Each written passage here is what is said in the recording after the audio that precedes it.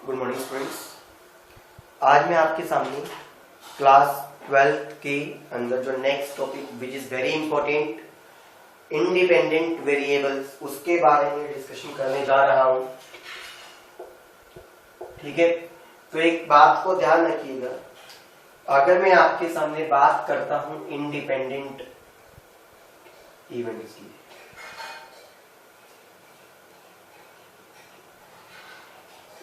Events क्या होते हैं इंडिपेंडेंट इवेंट्स। सबसे पहले तो हमको इसके बारे में नॉलेज होनी चाहिए कि हमारे पास इंडिपेंडेंट वेरिएबल्स होते क्या हैं या इंडिपेंडेंट इवेंट्स क्या होते हैं। इंडिपेंडेंट इवेंट्स या इंडिपेंडेंट वेरिएबल्स आपके पास वो इवेंट होते हैं, मान लो मेरे पास एक इवेंट है ए और एक इवेंट है बी। ए की जो प्रोबेबिलिटी है वो बी के ऊपर डिपेंडेंट ना हो, बी की जो प्रोबेबिलिटी है वो ए के ऊपर डिपेंडेंट ना हो, यानी कि किसी भी एक इवेंट की प्रोबेबिलिटी दूसरे इवेंट के ऊपर डिपेंडेंट ना हो तो वो बनता है इंडिपेंडेंट इवेंट। अब सुनिएगा, जैसे कि आपने मल्टीप्लिकेटिव थ्योरम में ये देखा था, ए इंटरसेक्शन मेरे पास प्रोबेबिलिटी ऑफ ए इंटू में probability of A by B के इक्वल था। यहां पे आपको वो क्या रिप्रेजेंट करना चाहता था कि ए की जो अभी भी आएगा, ठीक है, ए की जो प्रोबेबिलिटी है वो डिपेंडेंट है बी के ऊपर। इसका मतलब यही था ना कि ए की जो प्रोबेबिलिटी है वो बी के ऊपर क्या है, डिपेंडेंट है। लेकिन मेरे पास इंडिपेंडेंट का मतलब वो डिपेंडेंट नहीं है। सर अगर डिपेंडेंट नहीं है तो उसका मतलब ए इंटरसेक्शन बी मेरे पास प्रोबेबिलिटी ऑफ ए इंटू में सिंपल प्रोबेबिलिटी ऑफ बी आएगा। ये मेरे पास बन गया इंडिपेंडेंट इवेंट की कंडीशन। अगर ये कंडीशन मेरे पास सेटिस्फाई हो जाती है तो इंडिपेंडेंट होगा, अगर ये कंडीशन सेटिस्फाई नहीं होती तो इंडिपेंडेंट नहीं होगा। ये तो हमने देखा बेसिक, क्लियर भी नहीं होता बच्चों को, खाली थ्योरी क्लियर होगी। अब थ्योरी याद होने की बजाय कुछ क्वेश्चन करते हैं, उससे ज्यादा क्लियर होगा। कहते हैं एक कॉइन को मैंने 3 बार टॉस किया तो ट्रिपल हेड आएगा या ट्रिपल टेल आएगा, हेड टेल आएगा, टेल टेल हेड आएगा, हेड टेल हेड आएगा, टेल हेड हेड आएगा, टेल हेड टेल आएगा, हेड टेल टेल आएगा। यही आपके पास क्या बनेंगे, 8 इवेंट निकल कर आएंगे बच्चों। ये बात समझ गए हो। अब उसने मुझे क्या कहा, एक इवेंट दे रखा है ई, कहता है फर्स्ट थ्रो के ऊपर आ जाए हेड, एक है एफ, लास्ट थ्रो के ऊपर आपके पास आ जाए टेल। चेक करना है कि ई और एफ मेरे पास डिपेंडेंट है या इंडिपेंडेंट। चेक करना है कि मेरे पास ई और एफ डिपेंडेंट है या इंडिपेंडेंट। सुनिएगा, मैंने पहले एक प्रोबेबिलिटी निकाली ई की, पहले वाले थ्रो पे हेड आना चाहिए, तो देखो 1 2 3 4 केसेस बन गए, टोटल 8 थे तो 4/8 यानी कि 1/2। मैंने निकाली एफ की प्रोबेबिलिटी, यानी कि लास्ट वाले थ्रो पे क्या आ जाए, टेल आ जाए। तो देखिएगा 1 2 3 और ये 4, लास्ट वाले की बात है ना, तो पहले वाले से मतलब नहीं था, तो 4/8 यानी कि 1/2 हो गया। मैंने कंडीशन क्या बताई थी कि उसका इंटरसेक्शन भी निकालो, ई और एफ का इंटरसेक्शन। कहने का मतलब बच्चों वो निकालना है जिसके पहले वाले उस पे तो हेड हो और लास्ट वाले पे क्या हो, टेल। पहले वाले पे तो हेड हो और लास्ट वाले पे टेल, पहले वाले पे तो हेड हो और लास्ट वाले पे टेल, तो 2 केस 8। 1/4 आ गया। अब जो कंडीशन आपको गिवन दी थी, अगर ये मेरे पास सेटिस्फाई हो जाती है तो इंडिपेंडेंट है, अदरवाइज इंडिपेंडेंट नहीं है। E इंटरसेक्शन F कितना है? 1/4। E की पॉसिबिलिटी कितनी आई थी? 1/2। मल्टीप्लाई में F की भी कितनी आई थी? 1/2। तो देखो ये 1/4 इक्वल्स टू 1/4 आ गया। समझ गए? यानी कि मेरे पास यहां से एक कंडीशन डेवलप हो गई, ये इक्वल आ गई कंडीशन। अगर ये कंडीशन इक्वल आ गई तो मेरे पास कौन है? वो इंडिपेंडेंट है। कोशिश करेंगे अब आप ऐसे क्वेश्चन करने की। क्वेश्चन क्लियर हो गया? Very good. चलिए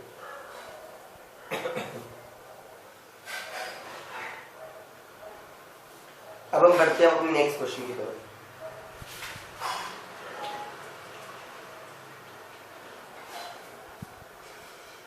कहता है ए और बी दोनों इंडिपेंडेंट इवेंट्स हैं। उसने कह दिया ए और बी दोनों के दोनों क्या है? इंडिपेंडेंट है। मतलब वो एक दूसरे के ऊपर डिपेंडेंट है ही नहीं।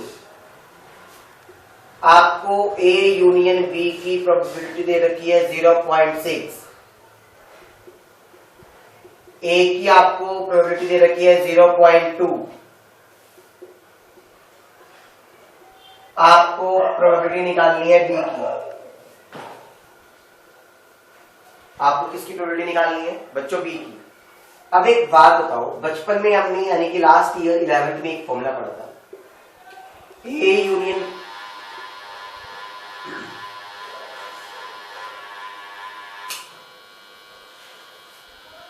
यूनियन बी आपके पास इक्वल होता है प्रोबेबिलिटी ऑफ ए प्लस में प्रोबेबिलिटी ऑफ बी माइनस में probability of A intersection B.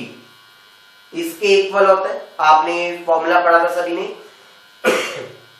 A union B, उसकी पॉसिबिलिटी कितनी दे रखी है? 0.6। ए की प्रोबेबिलिटी आपको दे रखी है 0.2। बी की नहीं पता, निकालनी है। अच्छा सर, दोनों के दोनों इंडिपेंडेंट है। अगर इंडिपेंडेंट है तो मैं यहाँ पे ए इंटरसेक्शन बी की जगह क्या लिख सकता हूं? प्रोबेबिलिटी ऑफ ए इंटू में प्रोबेबिलिटी ऑफ बी। आपने पढ़ा था ना इंटरसेक्शन बी क्या होता है? प्रोबेबिलिटी ऑफ ए इंटू में प्रोबेबिलिटी ऑफ बी। अच्छा, अब ए की जगह मैंने लिख दिया 0.2 क्योंकि आपको गिवन थी। ये 0.2 यहां प्लस से इधर आके क्या हो जाएगा? माइनस। 1 पीबी में से 0.2 पीबी चला गया तो 0.8 पी ऑफ बी बच गया। यहां पे आ गया 0.4 माइनस करने पर। ये 0.8 या मल्टीप्लाई में इधर आके क्या होगा? ये डिवाइड है। पॉइंट से पॉइंट कैंसिल, 4 1 जा 4, यहां 2, तो 1/2 आपके पास क्या आ गई? बी की प्रोबेबिलिटी। क्लियर हुआ कैसे निकालते हैं? क्योंकि यहां इंडिपेंडेंट दे रखा था तो मैंने यहां पर ये लिख दिया। अच्छे से क्लियर है बच्चों? चलिए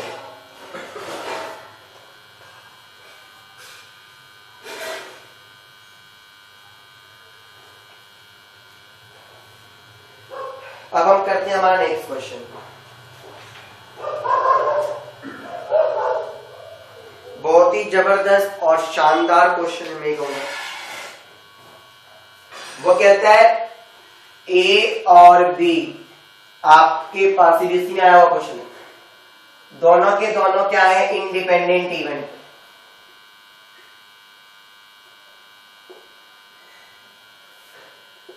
प्रोबेबिलिटी आपको ए बार इंटरसेक्शन बी की दे रखी है 2/15 और probability of A intersection B bar की दे रखी है 1/6। आपको ए और बी की प्रोबेबिलिटी निकालनी है। ए और बी की प्रोबेबिलिटी निकालनी है, आपको दे नहीं रखी है। तो सुनिए, सबसे पहले तो जो चीज दे नहीं रखी, तो प्रोबेबिलिटी ऑफ ए को मैंने नेट कर लिया x, प्रोबेबिलिटी ऑफ बी को मैंने नेट कर लिया y, ताकि मुझे बार बार इसको बड़ा बड़ा ना लिखना पड़े। दूसरी चीज, अब आपको पता है अगर मैं ए बार की प्रोबेबिलिटी निकालूंगा, आपको पता है होना और ना होना दोनों का पॉसिबिलिटी का सम क्या होता है 1। होने की x दे रखी है तो ना होने की क्या हो जाएगी 1/x। होने की y दे रखी है तो ना होने की क्या हो जाएगी 1/y। ये कहानी भी समझ आ गई हमको। कहानी अब बनती है यहां से। अब यहां पर उसने दे रखा है a इंटरसेक्शन b, ए बार, इसको मैं ये लिख सकता हूं, देखना ध्यान से, probability of A bar into में प्रोबेबिलिटी ऑफ बी। क्यों लिख सकता हूं? क्योंकि उसने मेरे को ये कहा था अगर ए एंड बी क्या थे इंडिपेंडेंट इवेंट, तो एक चीज याद रखना बच्चों, ए बार और बी तो है ही है, वो भी मेरे पास क्या होंगे इंडिपेंडेंट होंगे। ये कंडीशन होती है, थ्योरम होती है। अगर ए और बी इंडिपेंडेंट है मेरे पास, ए बार और बी भी मेरे पास क्या होंगे फिर इंडिपेंडेंट होंगे हमेशा। क्लियर हो गया ये अच्छे से, पक्का? चलिए इसलिए मैं ये लिख पाया, वरना मैं ये लिख नहीं पाता। ए इंटरसेक्शन बी दे रखा है आपको 2/15। ए इंटरसेक्शन आपको पता है क्या आ गया था 1 माइनस में x, और b कितना आ गया था y।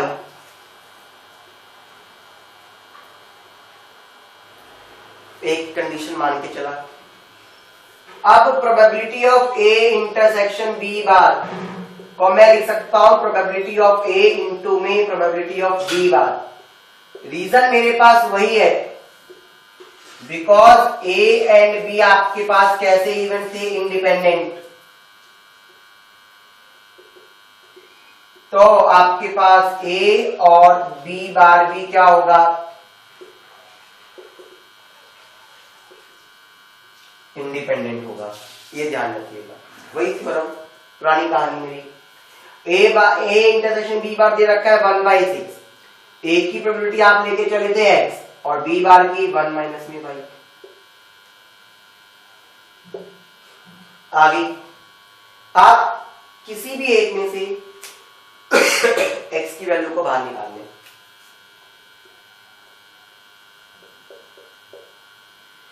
ये मेरे पास, मैंने यहां y की वैल्यू को बाहर निकाल दें, मेरे पास y की वैल्यू आ जाएगी ये 2/15 इंटू में 1 माइनस में x, क्योंकि वो मल्टीप्लाई से जाके डिवाइड हो गया। अब मैं y की वैल्यू को यहां पुट कर सकता हूं, तो देखिएगा 1/6 x इंटू में 1 माइनस में y, यानी कि 2/15 इंटू में 1 माइनस में x। सबसे पहला काम मैंने कहानी शुरू करी एलसीएम लेके, 15 इंटू 1 15 माइनस में 15x, माइनस में 2 रह जाएगा। ये सब समझ गए हैं? अब करते हैं बच्चों क्रॉस मल्टीप्लाई। तो इधर कोई तो 15 माइनस में 15x मल्टीप्लाई करके उधर ले गया।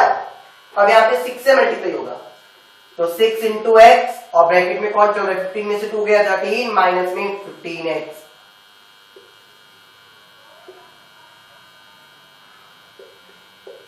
माइनस में 15x, 6x को 13 से मल्टीप्लाई किया तो 13 6 का कितना होता है 78।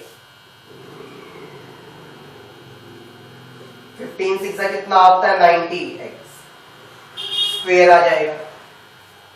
सबको इधर ले आया 90x स्क्वायर, माइनस का 15x इधर आके माइनस का 78x बन गया, प्लस में 15 आपके पास रह ही गया 90x स्क्वायर। इन दोनों को ऐड करते हैं तो कितना आ जाएगा सॉरी 78x में 15x को ऐड किया तो 78 प्लस 83 93 आएगा, प्लस का 15। जो चीज कॉमन आती है उसको ले लो। 3 मुझे पता है कॉमन आ पा रहा है, 30x स्क्वायर माइनस में 31x प्लस में 5। ये 3 2 से जाके 0 हो गया,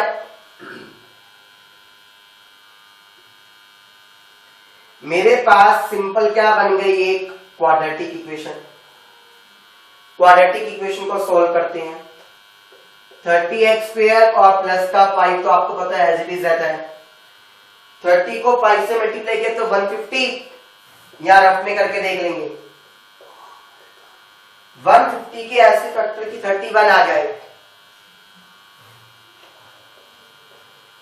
अब ये देखो, अगर मैं एक बार कोशिश करूं, मुझे तो 150 चाहिए ना, क्योंकि 30 को 5 से मल्टीप्लाई किया तो कितना होता है 150, राइट। 16 को अगर मैंने 15 से मल्टीप्लाई करा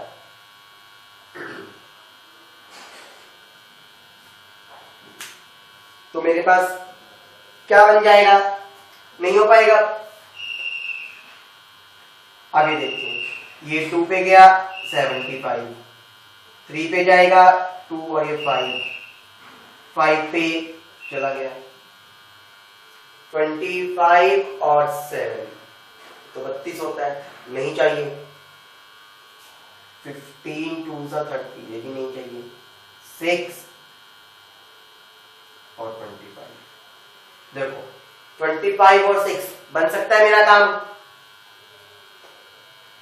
25x माइनस में 6x लिख सकता हूं, क्योंकि आप देख पा रहे हैं ना 31 आता है ऐड करके और मल्टीप्लाई करूंगा तो 150।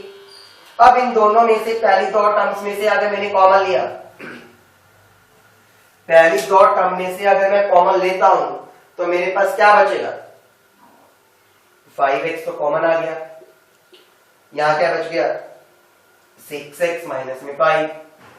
मैंने क्या कहा हुआ है बच्चों, बिना सोचे समझे यहां पर ये तो लिख ही दिया करो 6x माइनस 5 द्वारा। प्लस 5 को माइनस 5 से डिवाइड किया तो माइनस का 1, तो वो यहां लिख दिया। दो फैक्टर्स आ गए, एक तो 6x माइनस 5 और एक 5x माइनस 1। x की वैल्यू आ गई, एक तो 5/6 और एक आ गई 1/5। x की आ गई, अगर मैं x की वैल्यू को यहां रखूंगा तो मेरे पास क्या आ जाएगा, y भी आ जाएगा। कहता था 2/15 इंटू में 1 माइनस में x यानी कि 5/6। यहां पे ऐसे में तो 6 माइनस में 5 और ये 6 आपको पता है ऊपर चला जाता है बच्चों। 6 माइनस 5 तो क्या हो गया 1, यहाँ पे 3 के टेबल पे 2, यहाँ 5, तो आंसर कितना आ गया 4/5 y की। उस केस के लिए y निकालूंगा तो 2/15 इंटू में 1 माइनस में 1/5, 2/15 आपको पता है 5 ऊपर चला जाएगा और यहाँ क्या रह जाएगा 5 माइनस 1 4। ऐसे में लिया मैंने, वो तो आप ले सकते हैं, मुझे पता है। 5 बन जाए 5, यहाँ 3, यहाँ 2 बन जाए 2, यहाँ 2, तो आंसर आ गया 1/6। ये सबको क्लियर हो गया बच्चों? बहुत ही अच्छा क्वेश्चन था, मैं कहूंगा सीबीएसई बोर्ड में आने के लिए पूरी तरह से तैयार है ये क्वेश्चन इस साल। चलिए अब हम देखते हैं नेक्स्ट।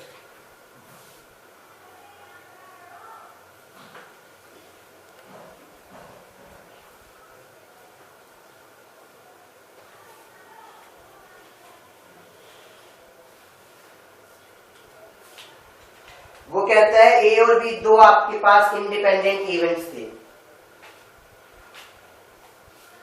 ए और बी आपके पास दो इंडिपेंडेंट इवेंट हैं।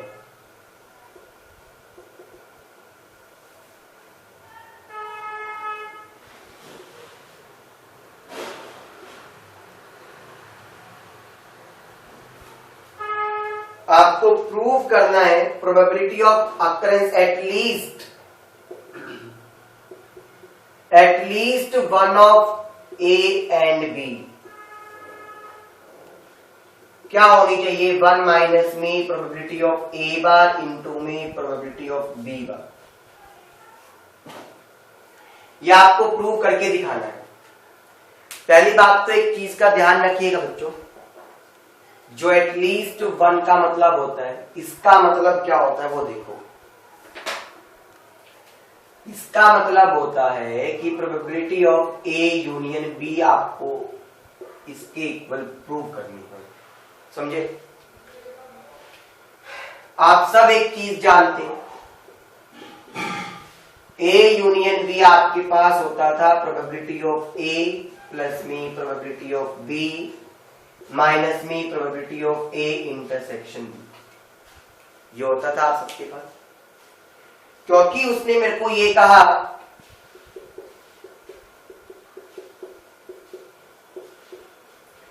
ए और बी इंडिपेंडेंट है, तो इंटरसेक्शन की जगह में प्रोबेबिलिटी ऑफ ए इंटू मी प्रोबेबिलिटी ऑफ बी लिख सकता हूं। बोलो यस और नो।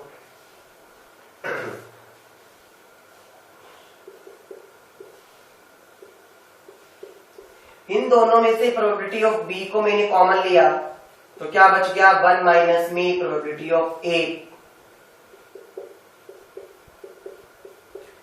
आप जानते हैं किसी भी प्रोबेबिलिटी को 1 में से माइनस करता हूं तो उसका उल्टा आ जाता है, यानी कि बाहर आ जाता है।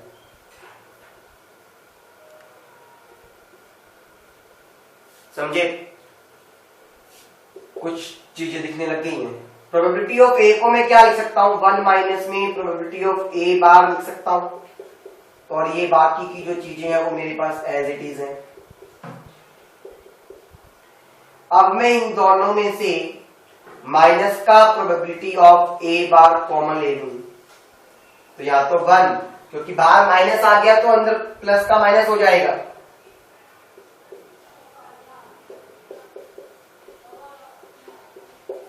वन माइनस में बी की प्रोबेबिलिटी को माइनस करूंगा तो क्या होगा बच्चों? बी बार की प्रोबेबिलिटी, और यहां पे क्या चल रहा था? ए यूनियन बी की प्रोबेबिलिटी।